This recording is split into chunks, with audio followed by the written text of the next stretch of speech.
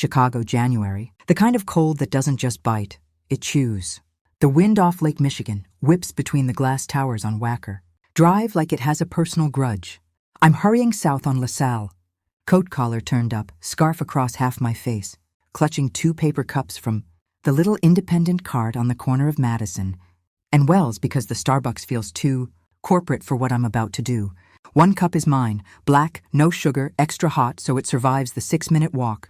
The other is his, medium roast with 2 creams, 2 sugars, and a buttered hard roll wrapped in wax paper tucked inside the carrier. $5.73 every single weekday for the last 9 months. His name is Ray. I don't know if that's short for Raymond or if it's the only name he has left. He never offered a last name and I never asked. He sits in the same spot every morning, right where the shadow of the 62-story tower ends, and the sun finally hits the sidewalk around 9 to 15, navy, peacoat gone shiny at the elbows, wheelchair that's seen better decades, a faded Purple Heart pin on the blanket across his lap, and a cardboard sign that just says, "Thank you for your service" in neat block letters. Most people walk past like he's part of the architecture. I stop every single morning. "Morning, Ray." "Morning, Miss Harper," he answers, in that gravelly voice that always sounds like he's half smiling. Even when his face is serious, his gloved hands, fingerless, so he can still grip the cup, reach up. I hand him the coffee first, then the roll. He never says, "God bless you," or any of the lines you hear in movies. Just a quiet, "appreciate it," and a nod that somehow makes me feel like I'm the one being done the favor. Then I'm off, through the revolving doors, past the security desk where Tony gives me the same grin every day. Late again. "Harper?" And up the elevator to the 44th floor of Apex Global Solutions. I'm 29, 2 years into my VP of Strategic Partnerships role, and the only woman on the executive floor under 40.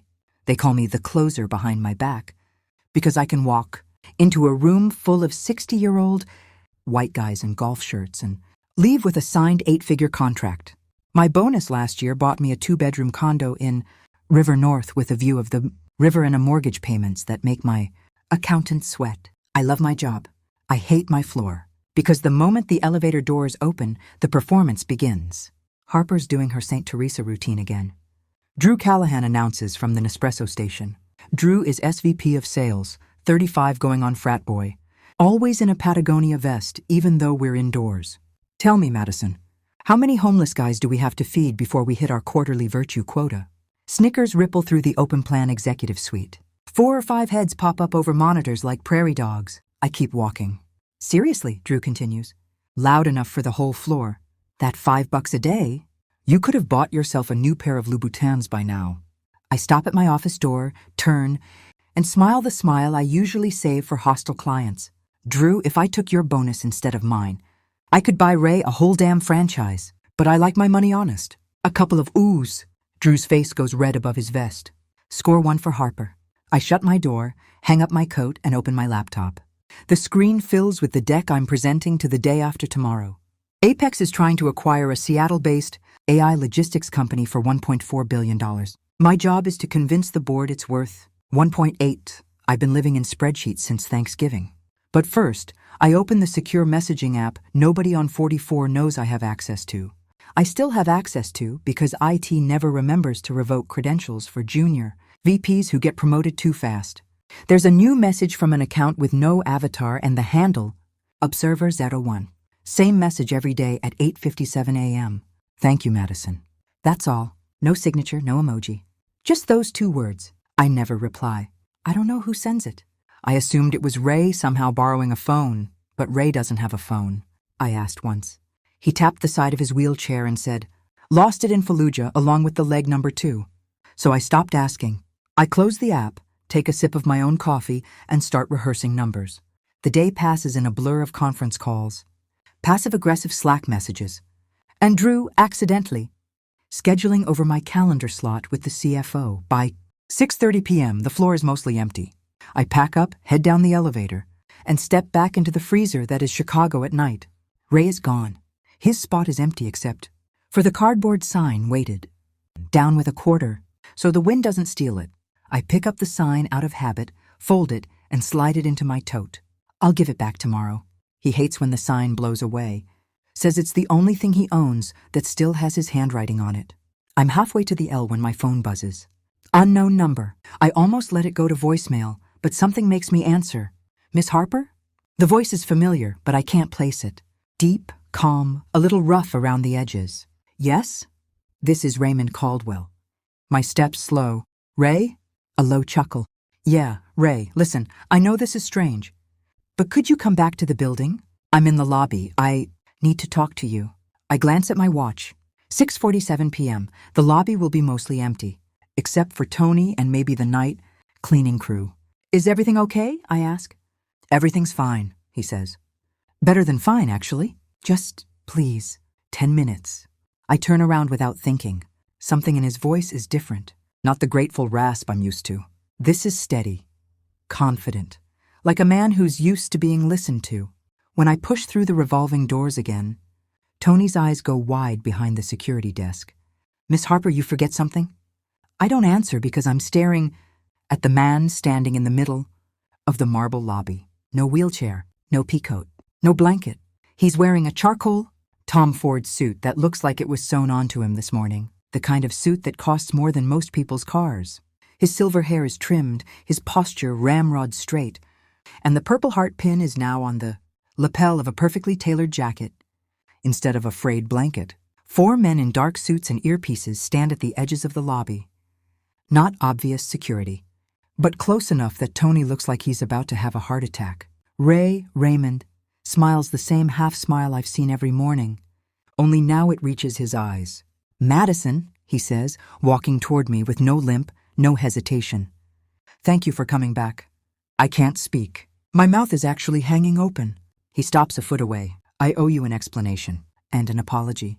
Behind him, the massive LED screen that usually scrolls stock prices and company announcements flickers, goes black, then lights up with a single line in white text on navy background. All employees report to lobby immediately. Emergency all-hands meeting. 7 p.m. sharp. Tony's radio crackles. Someone upstairs is screaming for him to unlock the turnstiles. Raymond checks the Patek Philippe on his wrist. We have 7 minutes, he says calmly. Walk with me. He doesn't wait, just turns toward the private elevator that only the C-suite has keycards for, the one I've never been allowed to use. One of the security guys produces a card from nowhere and the doors slide open. I follow because my legs decide for me. Inside the elevator, Raymond finally looks at me, really looks. The way he used to when I handed him coffee. Only now there's no gratitude in it. There's assessment. I suppose you have questions, he says. I find my voice. About 1,000. Starting with how you're walking. Prosthetics got a lot better in the last 10 years, he answers. And money buys the best ones. Money also buys silence. And wheelchairs when you want to see who still gives a damn when they think you have nothing left to give. The elevator opens directly into the boardroom on 52. I've only been up here twice, both times trailing behind the CFO like a shadow. The long walnut table is already filling with confused executives in North Face vests and Patagonia quarter zips, pouring in from the emergency stairwells, because the regular elevators have been locked down. Drew is there, looking annoyed. So are Priya from legal, Chen from finance, and of course, our CEO Mark Whitmore, who looks like he's aged 10 years in 10 minutes. Raymond walks to the head of the table. No one stops him. No one even tries. He doesn't sit. He just places both hands on the table and waits until the room is silent. My name, he says, voice carrying without a microphone, is Lieutenant Colonel Raymond J. Caldwell, United States Marine Corps, retired. Some of you know me as the homeless vet outside. Most of you never looked long enough to learn my name. You could hear a pin drop on the marble outside. 8 months ago, I sold Apex Global Solutions to a private equity group for $4.2 billion. I retained a single golden share and a lifetime seat on the board, neither of which any of you knew about because I asked. He lets that sink in. I spent the last 8 months in a wheelchair on LaSalle Street because I wanted to know what kind of people I'd built this company with. I wanted to know if the culture I started 34 years ago in a garage in Evanston was still alive, or if it had been replaced by people who think success is measured in bonus size and how loudly you can mock someone who has less than you. His eyes scan the table and land on Drew. Mr. Callahan, You once told Miss Harper that feeding bums was a waste of money. You said it loud enough for half the floor to hear. 3 times. Drew goes pale. Miss Harper, Raymond continues, turning to me, bought me coffee every single morning. She spoke to me like I was still a man. She remembered how I take it. She left her gloves in my cup once when it was 5 below, because she saw my fingers were blue. I feel my throat close. So here's what's going to happen, Raymond says, voice calm as lake ice. Effective immediately, I am exercising my golden share rights. Mark Whitmore is relieved of his position as CEO. Drew Callahan, Priya Patel, Michael Chen, you all are terminated for cause. Security will escort you out. Your badges are already deactivated. Gasps. Someone actually whimpers. Madison Harper is now President and Chief Executive Officer of Apex Global Solutions. The room spins. I grip the edge of the table to stay upright. Raymond walks around to me, pulls out the chair at the head of the table, and gestures for me to sit. I do because my knees have stopped working. He leans down so only I can hear. I watched you for 9 months, kid. You never once did it for the cameras. You did it because it was right. That's the only kind of leader I trust with my life's work. Then louder so the whole room hears. Meeting adjourned. Everyone else, HR will be in touch tomorrow with new reporting structures. Miss Harper will address the company at 9 a.m. He offers me his hand, not the trembling one I knew, but strong, warm, steady to help me stand. As we walk toward the private elevator again, he adds quietly, "Oh, and Madison, tomorrow morning I'll buy the coffee." The doors close on 20 stunned executives, and one former homeless vet in a $10,000 suit. I finally find my voice. "Ray, Colonel, Mr. Caldwell, what the hell just happened?" He smiles, the same half-smile from the sidewalk. Only now I see the steel underneath. "What happened, Madam President? Is the universe finally balanced the books?" The elevator begins its descent. Outside, the Chicago wind is still howling. But for the first time in years, I don't feel cold at all. 5:47 a.m. My alarm didn't need to go off. I hadn't slept. The condo was dark except for the low hum of the refrigerator and the occasional groan of the building settling. In the wind, I sat on the edge of my bed in yesterday's clothes, hair still smelling like lobby marble and adrenaline, staring at the text Raymond had sent at 2:14 a.m. "Sleep if you can. Tomorrow we start cleaning house." I hadn't answered. I just stared at the screen until it went dark, then stared at the ceiling until the sky outside turned the color of cold steel. By 6:10 I was showered, dressed in the black Saint Laurent suit I saved for hostile takeovers, hair twisted into the severe knot that makes men underestimate how much it hurts when I bite. I looked like a woman who had slept 8 hours and bench-pressed a Buick. I looked like a liar. At 6:42 I was standing in front of the same coffee cart on Madison and Wells. Luis, the owner and barista, did a double take when he saw me. "Miss Harper, you're early, and you look different." Long story, Luis. 2 mediums, 2 creams, 2 sugars in one, black in the other, and 2 buttered hard rolls. He rang me up out of habit, then paused. "You want me to put it on your tab or—" "Cash," I said, sliding a 50 across the counter. "Keep the change. You're going to have a very good week." He blinked, but pocketed the bill with a grin. At 6:58, I was backstepped through the revolving door with the same 2 cups in my hands. I'd carried for 9 months. Only this time I wasn't late. Raymond was waiting exactly where he used to sit, only now he was standing. Same spot, different universe? Charcoal overcoat this morning, cashmere scarf, leather gloves that probably worth more than my first car. No wheelchair in sight. "Thought you said you were buying," I said, offering him the cup with 2 creams. He took it, fingers brushing mine. "Old habits. Besides, I wanted to see if you'd still show up." "Disappointed?" "Relieved," he said and took a sip. "Perfect. Let's walk." We started north on LaSalle, steam curling from our cups like smoke signals.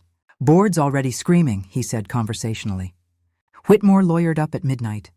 "Drew's been calling every board member whose kid goes to school with his. They're demanding an emergency meeting at 8. "Good," I said. "We'll give them one at 7:30. Raymond's eyebrow arched. "You sure you're ready?" "I've been ready since the day. Drew told me charity was a bad look on a woman trying to make partner." I took a long drink of scalding coffee. "Let's go break some hearts." 7:29 a.m. The 52nd floor looked like the aftermath of a bomb made of Patagonia vests. Executives milled in clusters, whispering, phones out, faces ranging from ghost pale to furious red. The boardroom doors were closed, but I could hear raised voices through the glass. Someone had tried to override the locks. The system now required my new badge. Raymond had couriered it to my condo at 3 a.m., along with a single post-it, "Welcome to the deep end." I swiped. Raymond walked half a step behind me, silent, letting me lead. The hallway parted like I'd suddenly grown 6 inches and a flamethrower. Inside the boardroom, all 12 directors were already seated. Mark Whitmore stood at the far end, arms crossed, face blotchy. Drew hovered at his right like a hyena waiting for scraps. When I walked in, conversation died mid-syllable. "Good morning," I said, setting my coffee on the table, Ray's old spot. "Take your seats, please." Whitmore didn't move. "This is highly irregular, Madison. The founder's golden share hasn't been exercised in 23 years. We need—" "Sit down, Mark," Raymond said quietly from the doorway. Every head swiveled. A couple of the older directors actually stood up out of reflex, like they'd seen a ghost. Raymond Caldwell hadn't set foot in this building in 8 years. Most of them thought he was dead or living on a yacht in the Mediterranean. He stepped forward, pulled out the chair at the head of the table, and gestured to me. I sat. Raymond remained standing at my right shoulder. The way a general stands behind a new commander, he's decided to back. "Let's be crystal," I began. "As of 6 this morning, I am President and CEO. Colonel Caldwell has exercised his rights under Section 14B of the original incorporation docs. The vote was unanimous, 12 aye, 0 nay, 1 very loud abstention. Who's about to learn the meaning of at will? Employment means at will." Whitmore's mouth opened and closed like a fish. Drew tried bravado. "This is insane.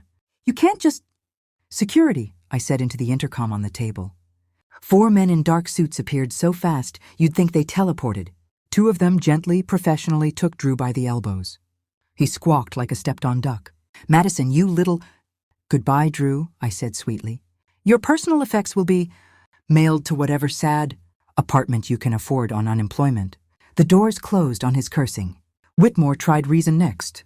The man had a golden parachute the size of Lake Michigan. He wasn't going quietly.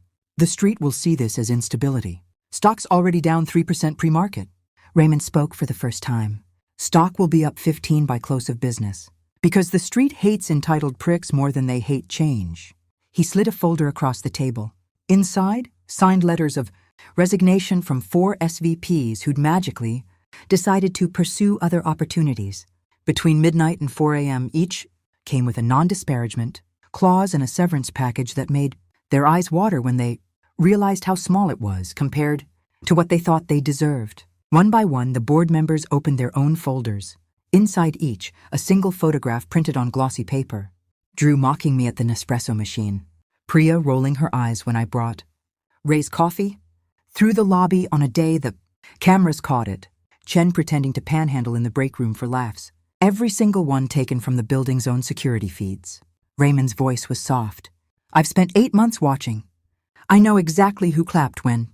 Madison walked past with a coffee for a bum. I know who looked away. I know who never once looked down. The silence was so complete I could hear my own pulse. I stood. New rule. From this morning forward, Apex Global Solutions will be run by people who still remember what it feels like to be invisible. Anyone who doesn't like it can leave with the same box Drew's getting. No negotiations. I looked at Whitmore. "Mark, your resignation is accepted effective immediately. Thank you for your service." He stared at me like I'd spoken in tongues, then stormed out. The rest of the board filed out quietly, some nodding to Raymond, some avoiding eye contact with me entirely. When the doors closed, only Raymond and I remained. He finally sat, took a slow sip of the coffee I'd brought him. "You okay?" "No," I admitted. "I'm terrified." "Good. Terror keeps you sharp," he smiled. "You just fired half the C-suite before 9 a.m. on your first full day. Most people would be vomiting. I might still." He laughed, the same gravelly laugh from the sidewalk. Only now it echoed off walnut and glass. "Come on," he said, standing. "Let me show you something." We took the private elevator to the 44th floor. My floor, now our floor. The open-plan bullpen was packed. Every employee who hadn't been terminated stood in uneasy clusters. Phones were out, filming. Raymond didn't stop. He walked straight to the Nespresso station where Drew used to hold court. He picked up the entire machine, unplugged it with one smooth motion, and dropped it into the trash chute. Gasps and nervous laughter rippled. Then he raised his voice just enough to carry. "Free coffee cart starts tomorrow morning in the lobby. Real coffee, not this burnt bean water." My treat. Cheers erupted. He turned to me. "Your turn." I stepped forward, heart hammering against my ribs. "Everyone, my name is Madison Harper. As of today, I'm your new CEO." I paused. Let that settle. "I'm not going to give you a speech about culture or values. I'm going to show you." I looked at the crowd. "If any of you ever again mock, belittle, or ignore someone because you think they have less than you, you're gone. Not suspended. Not written up, gone. We clear?" Nods, a few wide eyes. "Good. Now go do your jobs. We've got a $1.4 billion acquisition to close and a culture to rebuild."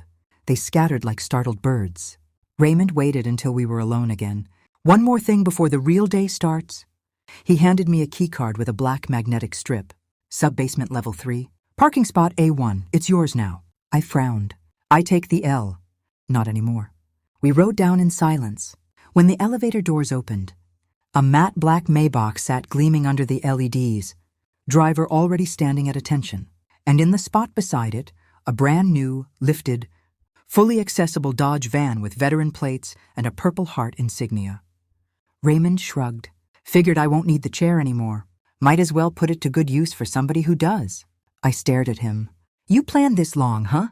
"Longer than you think," he said. "Come on. You've got a 9 o'clock all hands, and the press is already camped outside." As we walked toward the Maybach, my phone buzzed. Unknown number. I showed him the screen. He smiled. "Answer it." I did. "Miss Harper?" Drew's voice high and cracking. "We need to talk." "This is a mistake." I hung up, blocked the number, and slipped the phone back into my pocket. Raymond opened the Maybach door for me himself. "First rule of being the boss. Madison, never negotiate with terrorists in Patagonia." I laughed so hard I almost cried. 9:06 a.m., all hands. The auditorium was packed, standing room only. Phones up, live streaming to the entire company worldwide. I walked out on stage in the same suit, coffee cup still in hand, Ray's cup. No notes, no slides. Just me. 8 months ago, I began. A man in a wheelchair sat outside our building every morning. Most of you walked past him. Some of you laughed. 1 or 2 of you spat. The room went dead quiet. That man built this company with his own hands and a borrowed laptop. He fought for this country, lost friends, lost a leg, and then lost his family to a board that valued spreadsheets over soul. He came back to see if anything he built was worth saving. I looked out at 3,000 faces. It is because of you. The people who held doors, who smiled, who slipped him a 10 when they thought no one was looking. You're staying. The ones who didn't? I shrugged. Your badges stopped working 20 minutes ago. A ripple of shock, then thunderous applause from the back rows. I raised Ray's coffee cup like a toast. Today we start over. Same mission, better heart. And if anyone doesn't like it, there's the door. I hear the unemployment line is lovely this time of year. The applause was deafening. Backstage, Raymond was waiting, leaning against the wall, arms crossed. You missed your calling, he said. You'd have made a hell of a drill sergeant. Still might, I said, adrenaline singing in my veins. He pushed off the wall. Lunch? I checked my watch. 11:47 a.m. Thought you'd never ask. We took the service elevator down to the lobby. The same revolving door I'd walked through 1,000 mornings. Only this time when we stepped outside, the wind didn't bite. Because Raymond, Colonel Caldwell, the man who'd pretended to have nothing so he could see who still had everything, slipped a $100 bill into Luis's tip jar and said, 2 coffees, Luis, and keep the cart open all day. Company card? Luis almost dropped the milk pitcher. I looked at Raymond. You're really doing this, aren't you? The whole thing. He looked up at the tower that used to be his, now mine, ours. No, Madison, he said quietly. We're doing this. And for the first time in my life, I didn't feel like I had to prove I belonged at the table, because I just built a new one. Wednesday, 3:14 a.m. My phone vibrates so hard it falls off the nightstand. I jolt awake, heart already sprinting. The screen lights up the bedroom like a flare. Unknown number. Chicago area code. I answer because at this point I assume it's either Raymond or a national emergency. Madison Harper? A man's voice, low, hurried. You don't know me. Name's Jonah Park. I was Drew Callahan's executive assistant. He's about to drop a bomb on you in Caldwell. You've got maybe 4 hours. I sit up. Slow down. What kind of bomb? Tomorrow morning, well, this morning, he's holding a press conference outside the building at 8. He's got a packet, emails, recordings, photos. He's claiming you and Caldwell conspired to defraud the board, that the wheelchair thing was a long con to steal the company back. He's shopping it to CNBC, Bloomberg, the Tribune. They're all coming. My mouth goes dry. He's got proof? He's got forgeries, Jonah says. Good ones. He paid a guy in Romania 20 grand to backdate everything. But they look real. And he's got one thing that's actually real. A recording of you telling him last year that one day I'm going to own this place and fire every single one of you. Patagonia-wearing assholes. He clipped it, looped it, and slowed it down so you sound drunk and menacing. I close my eyes. I remember the night. Holiday party. 3 martinis. Drew had been needling me about Ray again, and I snapped. Everyone laughed because they thought I was joking. They won't laugh tomorrow. Why are you telling me this? I ask. Because Drew told me to leak your home address to some crypto bro who wants to swat you. I've got a mom in a wheelchair, Ms. Harper. I'm not doing that. But he'll happen if I don't quit first. So I'm quitting. And I'm warning you. The line goes dead.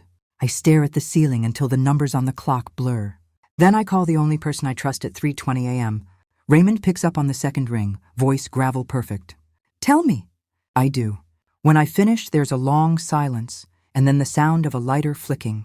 I picture him on whatever terrace his penthouse has, smoking a cigar he isn't supposed to have anymore. He wants to play dirty, Raymond finally says. Fine, we play dirtier. What does that mean? It means you're not going to the office today. You're coming to Evanston. Bring nothing electronic that isn't in a Faraday bag. We're going hunting. 5:02 a.m. A black Suburban with no plates picks me up outside my building. The driver never saw it pull up. It was just suddenly there. Raymond is in the back, wearing jeans and a Marine's hoodie like a man half his age. He hands me a burner phone and a coffee in a plain white cup. Old school, he says. No GPS, no microphone. We're ghosts today. We drive north through empty streets. The city is still asleep, but the sky is already bruised with coming dawn. Tell me about Jonah Park, he says. 26, smart, quiet. Drew treated him like furniture. I always felt bad for the kid. Raymond nods. Good.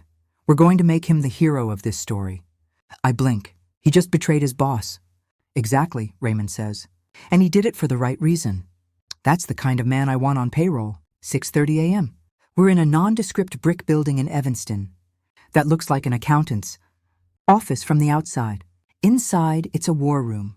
Wall-to-wall screens, humming servers, 4 20-something techs who look like they've been up for days. Raymond introduces them only by first names. Maya, Dev, Jazz, Leo. They used to work for me at Apex before the sale. I kept them. Officially, they don't exist. Maya spins a monitor toward us. Drew's packet is already circulating, she says. Encrypted Telegram channel. He's got 12 major outlets RSVP'd for 8 o'clock. The forged docs are annoyingly good. They even used the old Apex letterhead from 2018. Raymond leans in. Can you prove they're fake? Already did, Dev says, sliding over a thick report. Metadata, font kerning, digital signatures, all of it. Plus we have the original server backups from before the sale. Nothing matches. We can bury him in discovery hell. Raymond looks at me. But we're not going to court. We're going to end this before breakfast. He turns to Jazz. The recording? Jazz grins, pulls up audio waveforms. Isolated your voice from the party noise. Found the original unedited file on Drew's OneDrive. He forgot to wipe the recycle bin. You actually said, and I quote, "One day I'm going to own this place and fire every single one of you. Patagonia-wearing assholes. If I ever win the lottery, and money grows on trees, full, context makes you sound like a normal human, instead of a Bond villain." I exhale for what feels like the first time in hours. Raymond claps once. Here's the play.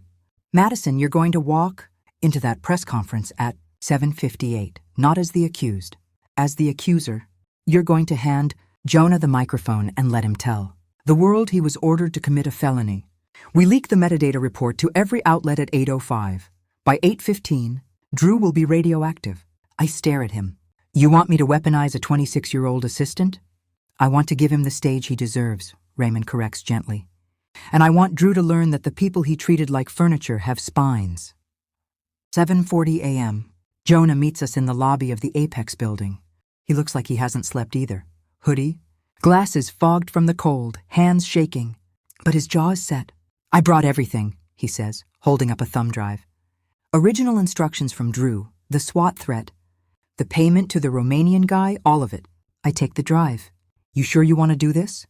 "I've never been more sure of anything," he says. "He told my mom would lose her disability benefits if I didn't help." I'm done being afraid.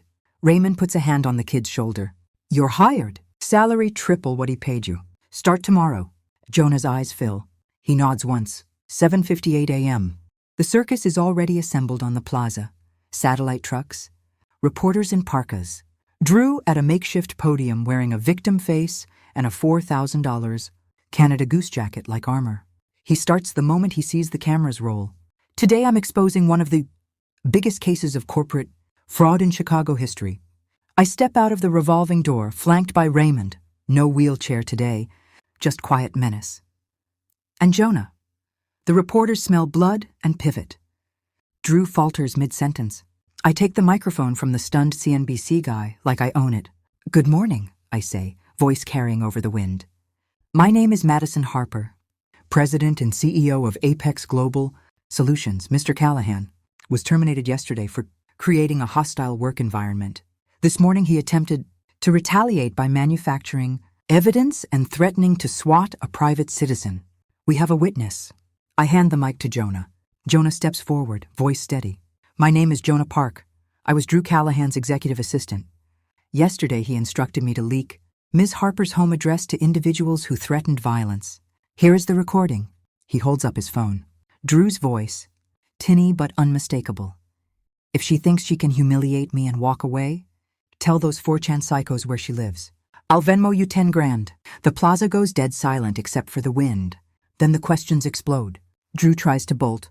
2 uniformed officers, Raymond's doing, I realize, appear from nowhere and cuff him for inciting terroristic threats. The cameras love it. By 8:07, the metadata report is live on every financial news ticker. By 8:12, Drew is in the back of a squad car, still screaming about lawsuits. By 8:20, Apex stock is up 9%. 10:30 a.m., back in the war room. The team is high-fiving like they just won. The Super Bowl. Raymond pours orange juice into champagne, flutes because nobody has slept. Jonah sits on the couch looking shell-shocked. I hand him a flute. "Welcome to the adult table, kid." He laughs, actually laughs for the first time. Raymond raises his glass. "To the people who still give a damn when no one's watching." We drink. Then his phone buzzes. He looks at the screen and the temperature in the room drops 10 degrees. "It's Marcus," he says quietly.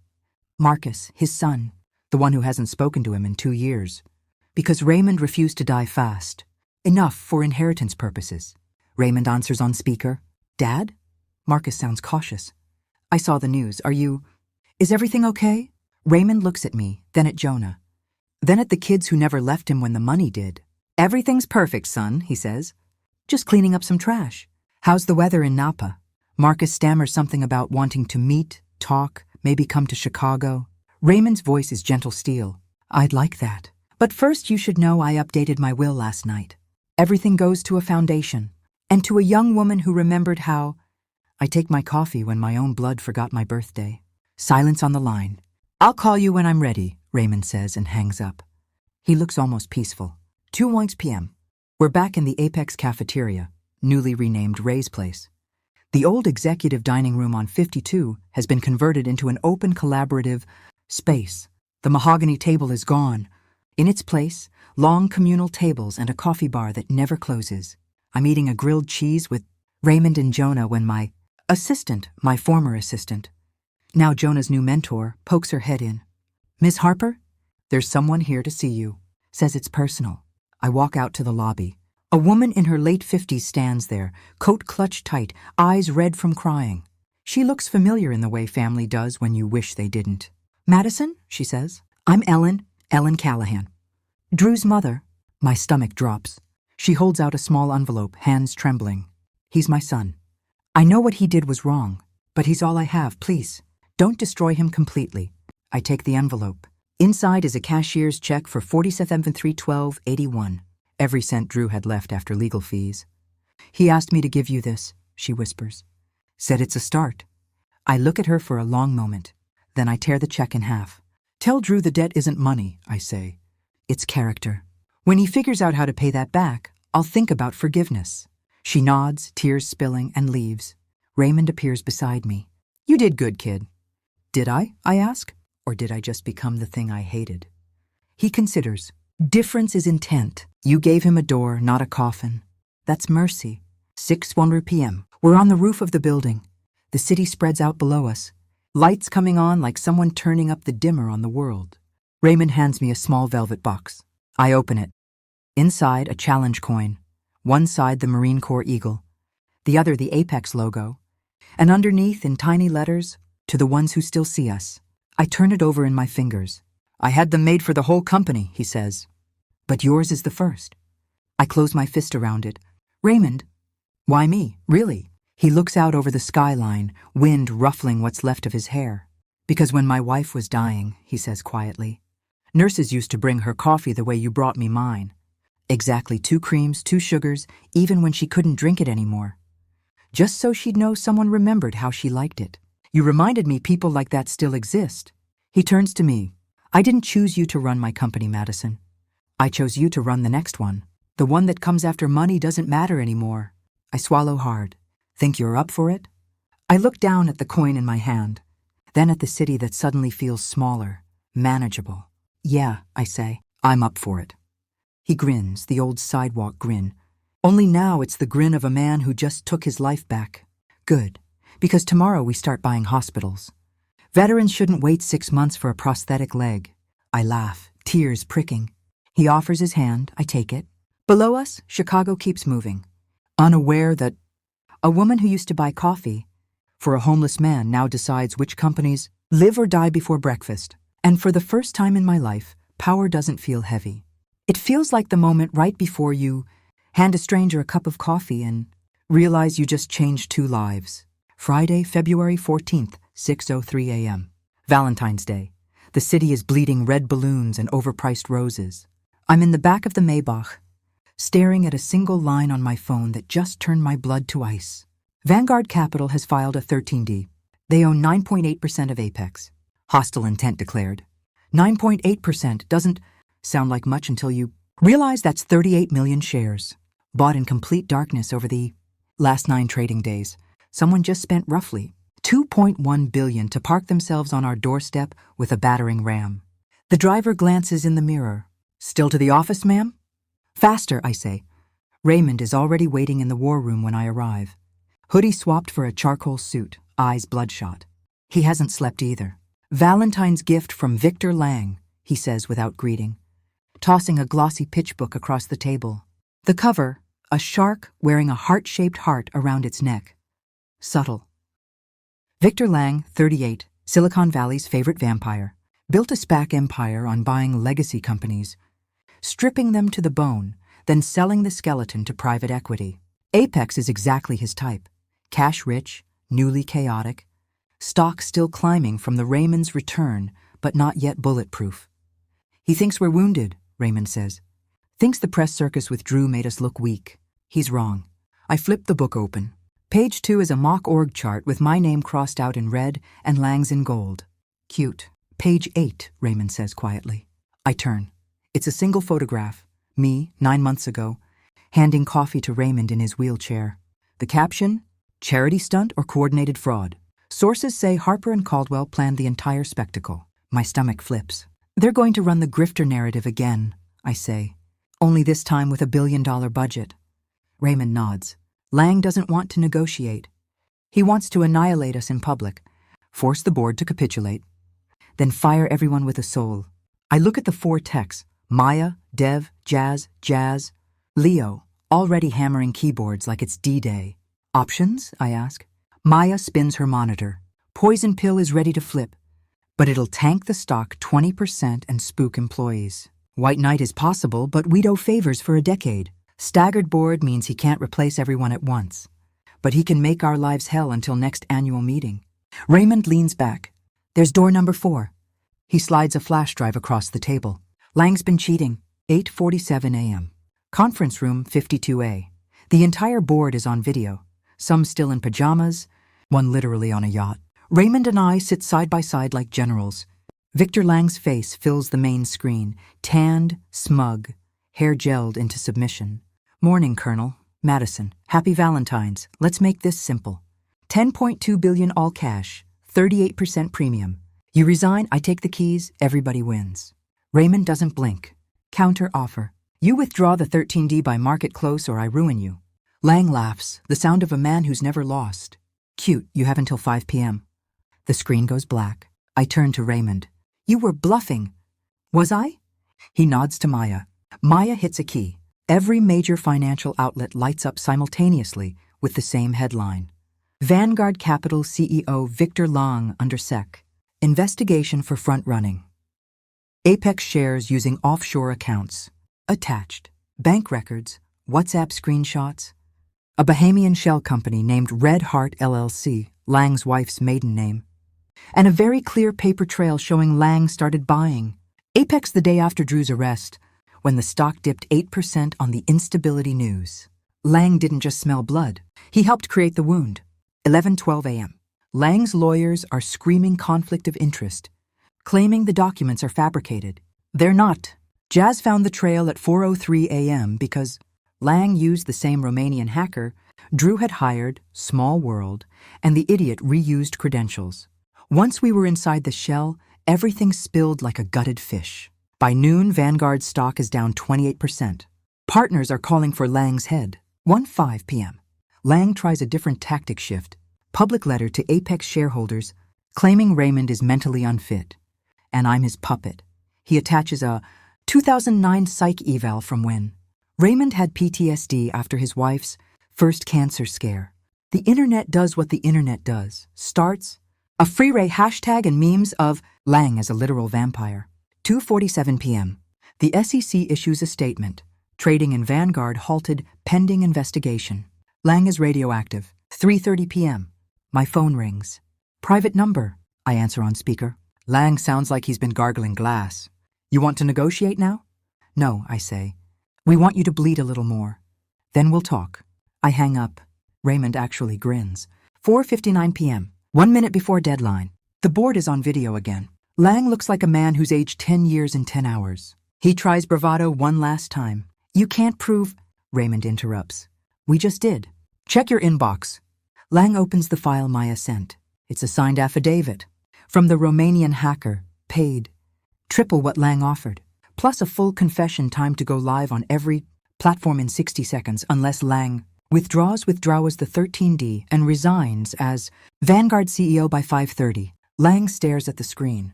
Then very quietly, you bitch. I lean forward. Happy Valentine's Day, Victor. Next time, pick on someone your own size. The call drops. 5:28 p.m. Vanguard issues a press release. Victor Lang steps down for personal reasons. 13D. Withdrawn to pursue friendlier opportunities. Apex stock closes up 19%. 8 tingy. Raymond and I are back on the roof. The city glitters below us like it's proud. He hands me a bottle of something old and illegal. To sharks, he says. We clink. I take a sip and almost cough my lungs out. What is this? Pappy Van Winkle, 1942, only bottle in Chicago. Seemed like a special occasion. I laugh until I cry a little. Then my phone buzzes. It's a text from an unknown number. One line. You think this is over? Attached is a photo. Me, asleep on the Maybach's back seat this morning. Taken from outside the tinted window. Someone was close enough to touch the glass. Raymond sees it at the same time. His face goes very still. Whoever took that was inside our security perimeter, he says. I feel the Valentine's roses turn to thorns in my stomach. Raymond puts a hand on my shoulder. Lang's down, but he's not the only shark in the water. There's a bigger one. He looks out over the skyline. And I think I know who just rang the dinner bell. 11:47 p.m. Back in the war room. Maya has facial recognition running on every camera within 3 blocks. At 11:52, she freezes the frame. A woman, mid-50s, blonde bob, Burberry trench, standing on LaSalle. At 6:02 a.m., holding a phone up to the Maybach window. I know that face. It's Ellen Callahan. Drew's mother, the woman who brought me the torn check. The woman I let walk away. Maya zooms in on her phone screen reflection. A text conversation. Recipient unknown number saved as M. Message thread visible. M. She's weaker than we thought. Ellen, I can get close again. Do it. This time, no mercy. My blood turns to ice water. Raymond's voice is deadly quiet. Marcus. His son. The one who called pretending to reconcile. The one who hasn't spoken to his father in 2 years because Raymond wouldn't die fast enough. The one who now has $400 million reasons to want us both gone. Raymond stares at the photo like he's looking at a ghost he buried. I taught him everything he knows, he says. But I didn't teach him everything I know. He turns to me. Call Jonah, wake the team. We're going to war for real this time. I nod, already dialing. Outside, the city keeps shining, beautiful and heartless. Inside, and somewhere in the dark, a son sharpens the knife he plans to slide between his father's ribs. And between mine. Saturday, February 15th, 2:17 a.m. The war room is lit only by the blue glow of monitors and the red standby lights of the team refuses to turn off. Empty Red Bull cans, half-eaten pizza, and the smell of adrenaline thick enough to chew. Maya has Marcus Caldwell's entire digital life splayed across 6 screens like a crime scene. Autopsy. Offshore accounts in the Caymans opened 6 weeks ago. Burner phones bought with cash in Miami, Napa, and Chicago. A $12 million wire from a Vanguard. Capital Consulting subsidiary. 2 days before, Lang filed the 13D. Encrypted signal chats with Ellen Callahan going back 4 months. And the crown jewel. A life insurance policy on Raymond J. Caldwell for $250 million. Double indemnity if accidental death, taken out 3 weeks ago. Beneficiary listed as the Marcus Caldwell Charitable Trust, a shell that routes straight back to Marcus. Raymond stands behind Maya, arms crossed so tight his knuckles are white. He learned from the best, he says, voice flat. Me. I can't tell if he's proud or devastated. Probably both. Dev spins his laptop. Found the meet. Tomorrow night, 9 p.m. Marcus is flying private into Gary Chicago Airport. Ellen's driving down from Lake Forest to pick him up. They've booked the entire top floor of the Langham under a fake name. After that, nothing. Comms go dark. Jazz looks up. They're planning something physical. Dark comms means in-person final briefing. Raymond finally speaks. They're coming for me. And for you, Madison. You're the only thing standing between Marcus and the company now. I feel the room tilt. He's your son.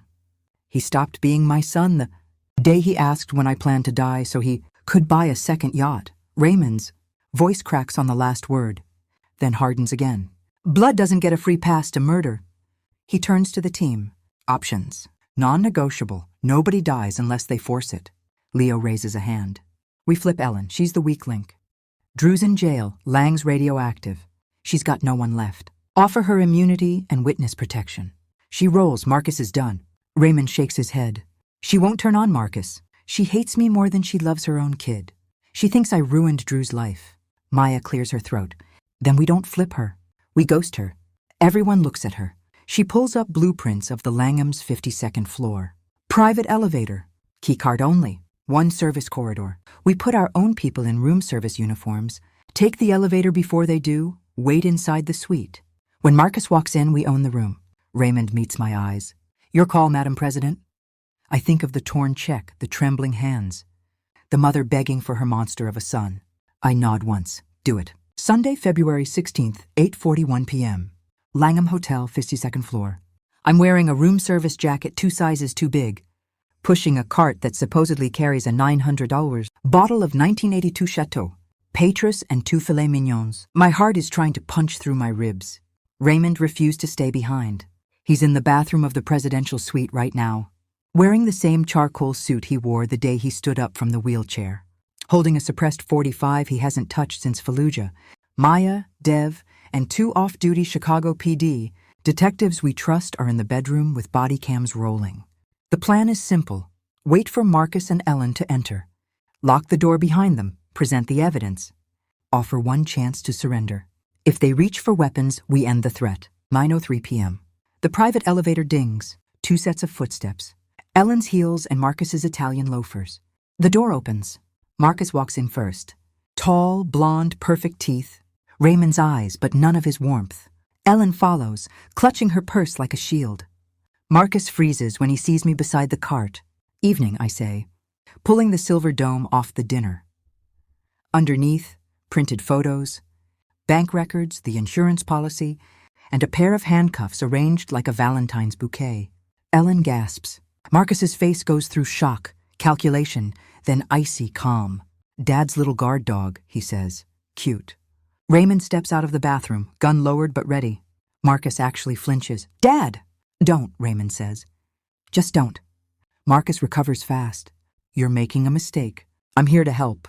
Lang went rogue. I was trying to protect the company. Save it, I cut in. I nod to Dev, who hits play on the tablet. Marcus's own voice fills the room. Recorded yesterday from a bug we planted in Ellen's car. Once the old man and the waitress are gone, we merge with Vanguard. I take the chairman's seat. You get 20 million and a board seat for Drew when he's out. Clean accident. Private jet goes down over the lake. Tragic. Ellen turns white. You said no one would get hurt. Marcus ignores her. His hand slides inside his jacket.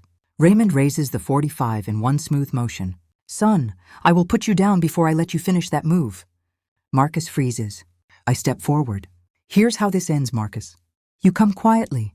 You spend the rest of your life in a white-collar prison with tennis courts. You fight, you don't make it to breakfast. Choose. For the first time, real fear flickers across his perfect face. Ellen starts sobbing. I didn't know. I thought we were just scaring them. Marcus looks at his father. Searching for something mercy, maybe.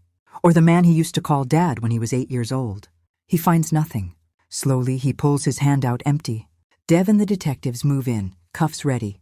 Marcus looks at Raymond one last time. You're really going to let them do this? Raymond's voice is quiet. I'm letting the law do what I should. Have done the day you asked for my death date. Goodbye, Marcus. The detectives read him his rights. Ellen collapses, screaming that she's sorry, that she'll testify anything. Maya gently helps her up and leads her out. The suite door closes behind them. It's over. Raymond lowers the gun, hands shaking now that the adrenaline is gone. I take it from him before he drops it. He looks suddenly old. He was 8 when I taught him to throw a baseball, he whispers. I missed his college graduation for a board meeting. I don't know what to say. He wipes his face with the sleeve of the same suit he wore when he reclaimed his kingdom. Then he straightens. Call the team, he says. Tell them the war's over, and tell Jonah to open the good scotch. Tonight we drink to the family we choose. Monday, February 17th, 7:30 a.m. The news cycle is apocalyptic. Billionaire's son arrested in murder-for-hire plot. Apex CEO and founder thwart assassination attempt. Waitress turned president saves company again. Apex stock opens up another 14%. I'm back on the sidewalk where it all began. LaSalle and Madison holding 2 coffees. Raymond walks up without the wheelchair, without the blanket, without the act. He takes the cup with 2 creams, 2 sugars. Thought you were buying now, I say. He smiles, the real one, the one I first saw the day he stood up. Some habits are worth keeping. We stand there in the cold, watching Chicago wake up. A kid in a hoodie hurries past, then stops, does a double take. Hey, aren't you the... I hand him the second coffee before he finishes. On the house, I say. Pay it forward. He grins, stunned, and keeps walking. Raymond watches him go. You know, he says, I spent 8 months pretending to be broken, so I could find one person who wasn't. He looks at me. I found her. I bump his shoulder with mine, and I found the only billionaire, humble enough to let me buy him. Coffee for 9 months straight. We finish our drinks in silence. Then he checks his watch. Board meeting in 30. Ready to go make veterans' hospitals free? I grin. Born ready. We walk through the revolving door together. No one looks away this time. Because now when people see us coming, they step aside, not out of fear, but out of respect. Because they finally understand. Some people are invisible until they decide to stand up. And when they do, the whole world has to look up. LaSalle and Madison, 6:58 a.m. Same corner, same brutal Chicago wind, same independent coffee cart, only now it's painted Apex Navy with a gold eagle on the side and a permanent sign that reads, Free coffee for veterans, no questions asked. Founded by Lieutenant Colonel Raymond J. Caldwell, USMC, Reti. Luis is long retired. His daughter Marisol runs it now. She still knows exactly how Raymond takes his coffee.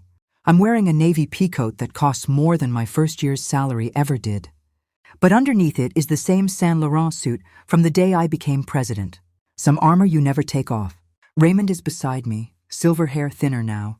Cane in his left hand because the new prosthetic aches when the lake effect cold rolls in. He's 81 today. Looks 60 on a bad day. Marisol hands us 2 cups without asking. "Happy Valentine's, you two," she says with a grin. "And happy birthday, Colonel." Raymond tips an imaginary hat. "You're still over-sugaring mine, Mari. That's how you like it and you know it." We laugh. It's an old joke, one we've told every morning for half a decade. Across the street, the old Apex Tower is still there, but the signage is different now. Caldwell Harper Veterans Health Network. Headquarters.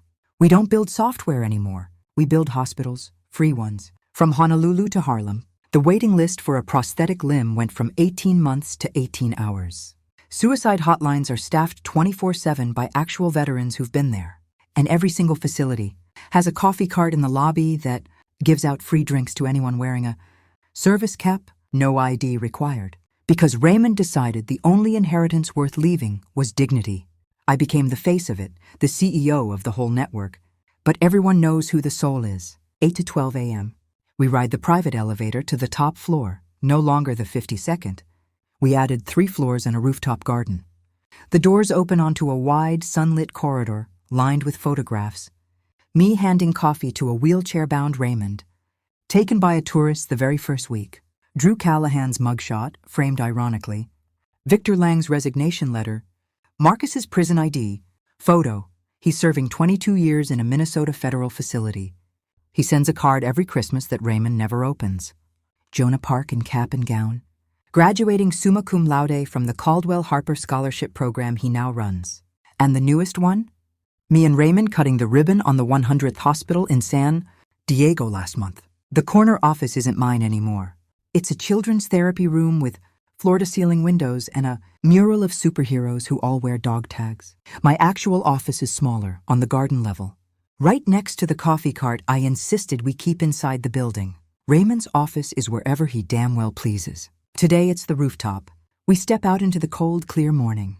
The garden is winter quiet, but the heated paths keep the snow melted. In the center stands a bronze statue. A Marine in dress blues handing a paper cup to a little girl in a wheelchair. The plaque reads, "To the ones who still see us, RJC and MH. Raymond stops in front of it every single day. He touches the Marine's boot, same ritual. "Think she'd be proud?" he asks quietly. "Eleanor, his wife. The reason he started all of this." I slip my arm through his. "She's bragging about you in heaven right now." He smiles, eyes wet. "She always did like you better." 9:00 a.m. All hands, but not in an auditorium anymore. We do it live on the rooftop. Streamed to every hospital, every clinic, every employee worldwide. I step to the microphone. 10 years ago, I begin. A man in a wheelchair sat on this corner, asked the universe a question. Are there still good people left when no one's watching? I look at Raymond. He found one stubborn woman who refused to walk past suffering. Laughter ripples through the crowd. 5 years ago today, that same man handed me the keys to his kingdom and said, "Make it matter." I gesture to the city beyond. "We did." Applause thunders. Then I step aside. Raymond takes the mic with the same steady voice he used the day. He stood up from the chair. "Today we open hospital number 120 in Anchorage. Today we erase another $40 million in medical debt for veterans. Today we prove again that profit and purpose are not enemies." He pauses, looks directly into the camera. "And today I'm retiring." Gasps, cheers, a few people start crying. He raises a hand. "Not going far, just moving my office to the coffee cart level. Someone's got to keep Madison in line." Laughter. He turns to me, eyes shining. "Madison Harper has been the heart of this mission since the day she bought a stranger a $2.50 coffee. The board voted unanimously last night, effective immediately. She is chairman and CEO of the Caldwell Harper Veterans Health Network. I'm just the old guy who gets to hand out free coffee now." The rooftop erupts. I'm crying and I don't even care. He pulls a small velvet box from his coat. Same motion as the challenge coin 5 years ago. Only this time it's a ring. Simple platinum band with a tiny coffee bean pattern engraved around it. "Figured it's time," he says quietly, loud enough for the mic to catch. "Marry me, Madam Chairman, so I can keep buying you coffee for the rest of my life?" The roar that follows probably registers on seismographs. I manage a nod before he kisses me like we're 25 and the world is brand new. Later, we're back on the sidewalk where it all began. Same time, same cart, Same 2 cups. Only now the sign on the cart has been updated with a second line in smaller letters. And for the woman who saved a billionaire with a $2.50 coffee. Marisol hands me a Sharpie.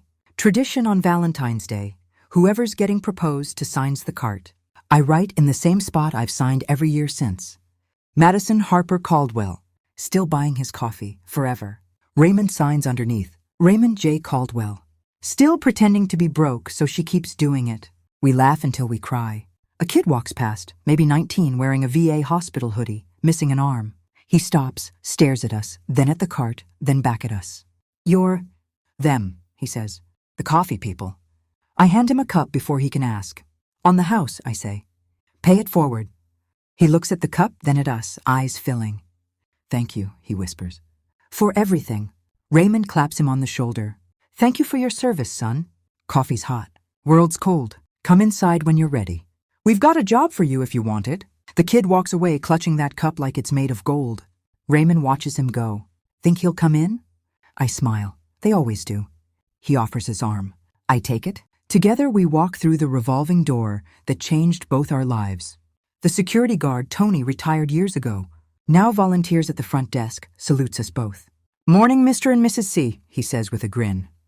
Morning, Tony, we answer in unison. And just like that, another ordinary, extraordinary day begins. Because some love stories don't start with candlelight and roses. Some start with a trembling hand reaching for a paper cup on a freezing Chicago morning. And they end with 2 people, side by side, still buying coffee for strangers. Still proving every single day that kindness is the only currency that never crashes. And that family isn't who you're born to. It's who you choose to hand the cup to when the world isn't watching.